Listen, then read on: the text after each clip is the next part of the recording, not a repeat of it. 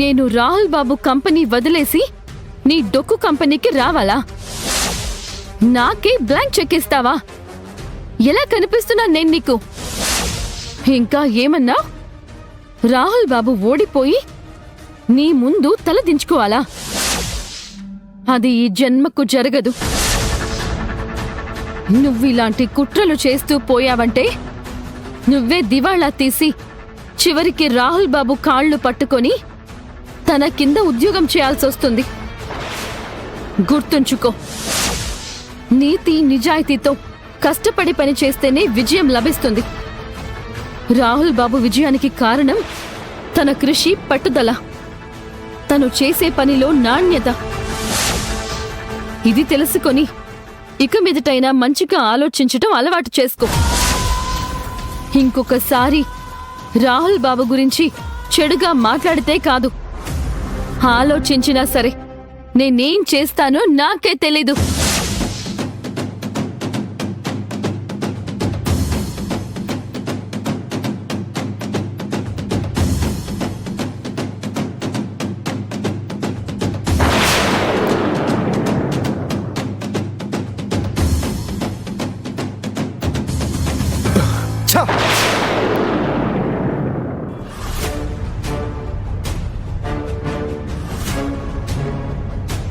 రాహుల్, నందన రాగానే కోప్పడకుండా ముందు అసలు విషయం ఏంటో అడిగి తెలుసుకుందాం. ఏం మాట్లాడుతున్నావు శ్రీకర్? మన శత్రువుతో చేతులు కలపడానికి వెళ్లిన తనని కూర్చోబెట్టి మర్యాదలు చేయమని చెప్తున్నావా?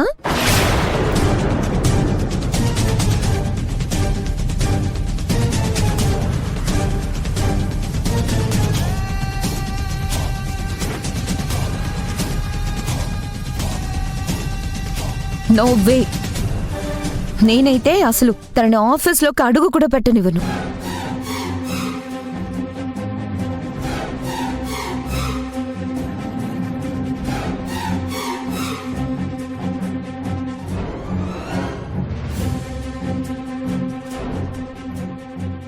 హాయ్ రాహుల్, సారీ లేట్ అయిపోయింది. అది నేను ట్రాఫిక్లో ఇరుక్కుపోయాను అని అంటావు అంతేగా?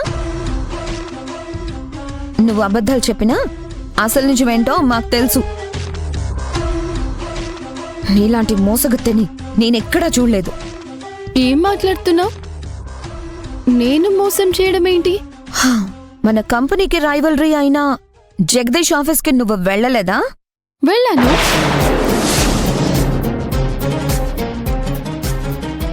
చూసారా, తనే నిజం ఒప్పుకుంది. అసలు నేను మాకంతా తెలుసు.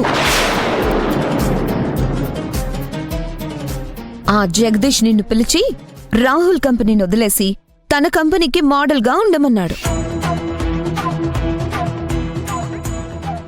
అందుకు నీకు పెద్ద మొత్తంలో ఆఫర్ చేశాడు. దానికి నువ్వు సరే అని ఒప్పుకున్నావు కూడా. చాలే ఆపు.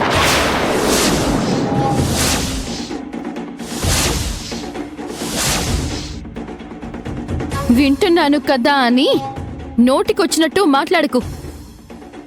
అసలు నిజం తెలుసుకుని మాట్లాడు. అయితే ఆ నిజమేంటో నువ్వే చెప్పు. జగదీష్ ఆఫీస్కి ఎందుకు వెళ్ళావు? అక్కడికి వెళ్తున్నానని నాతో ఎందుకు చెప్పలేదు? అతను నీకు డబ్బులు ఆఫర్ చేసింది నిజమే కదా? మీరు నన్ను అనుమానంతో అడుగుతున్నారా లేక నిజం తెలుసుకోవాలని అడుగుతున్నారా? రెండిటికి ఏంటి తేడా? మీరు అనుమానంతో అడుగుతుంటే నేను మీకు వివరణ చెప్పాల్సిన అవసరం లేదు. ఎందుకంటే అనుమానం కమ్మిన కళ్ళకి నిజం కనపడదు కాబట్టి. నాకు నిజం తెలియాలి, చెప్పు. మీరు విన్నది నిజమే. నేను జగదీష్ ఆఫీస్కి వెళ్ళాను.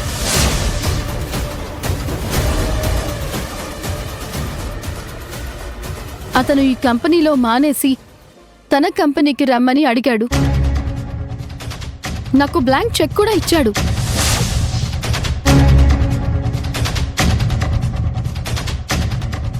కానీ నేను ఆ చెక్ని ముక్కలు చేసి అతని మొహం మీదే విసిరికొట్టాను.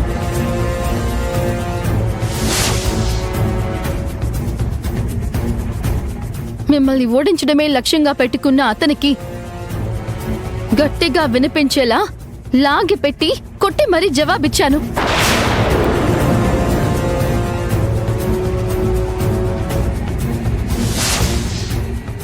ఇంకోసారి ఇలాంటి పిచ్చి వాగుడు వాగేవంటే నీ నాలుక చీరేస్తాను.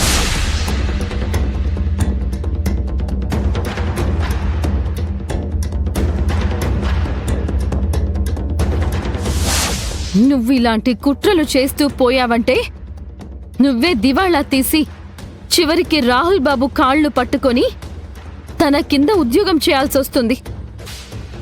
గుర్తుంచుకో.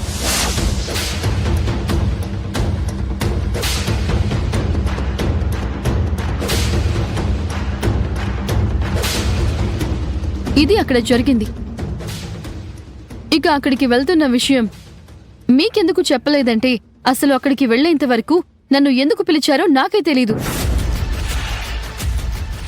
ఏమీ తెలియకుండా సగం సగం సమాచారం ఇవ్వడం నాకు తెలీదు.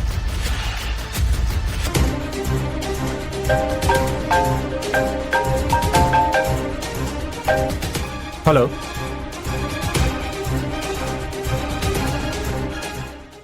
అవునా? నిజమా? సరే సరే, ఓకే, థ్యాంక్ యూ. రాహుల్, నందన చెప్పిందంతా నిజం. నందన కుట్టిన దెబ్బకి జగదీష్ ఆఫీస్ అంతా రీసౌండ్ వచ్చిందంట.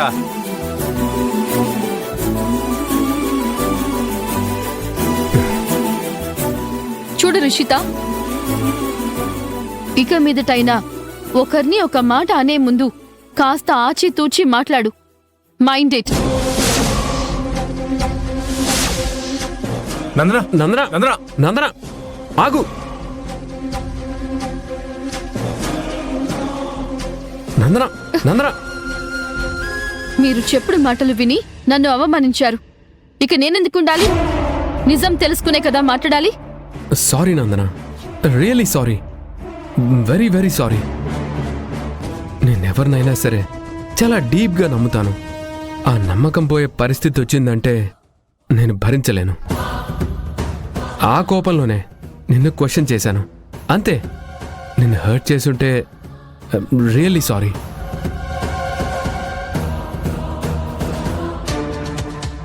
ప్లీజ్ నందన, ఇవాళ మనం సెలబ్రేట్ చేసుకోవాల్సిన రోజు. ఎందుకో తెలుసా?